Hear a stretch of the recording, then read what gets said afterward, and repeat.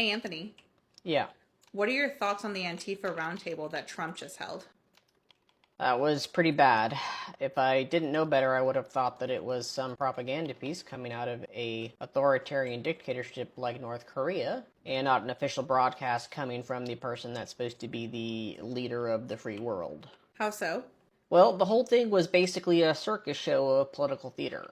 First, you have the attendees, right? You have Trump, who could barely stay awake for the whole presentation, and whose participation mainly involved reading lines off a piece of paper and calling on the other participants like some type of king.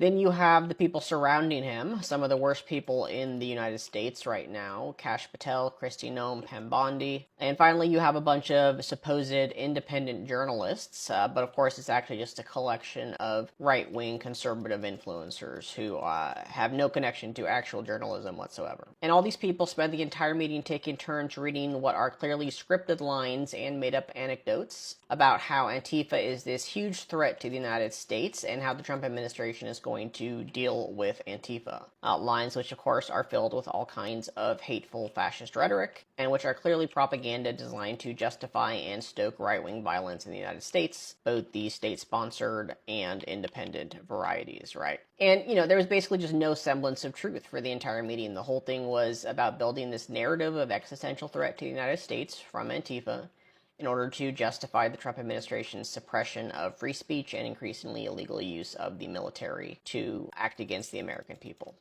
So, what was said at the meeting? It was mostly really vile rhetoric and outright lies that don't bear repeating, but there was a couple notable things that I think everybody should pay attention to. The first was that Noam compared Antifa to terrorist organizations like MS-13, Hezbollah, and ISIS. Noam said that they would be taking apart Antifa brick by brick from the top of the organization.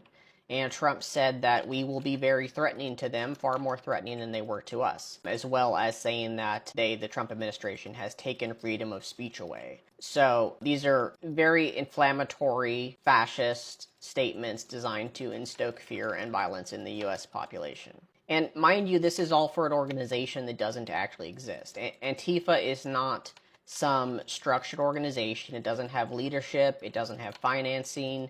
It doesn't have any type of power structure. It's an idea or an ideology, right? It's the idea of anti-fascism, and at worst, it's a name that is used by a very, very loose collection of individuals who like to protest under it and protest the very types of things that the Trump administration is doing in the U.S.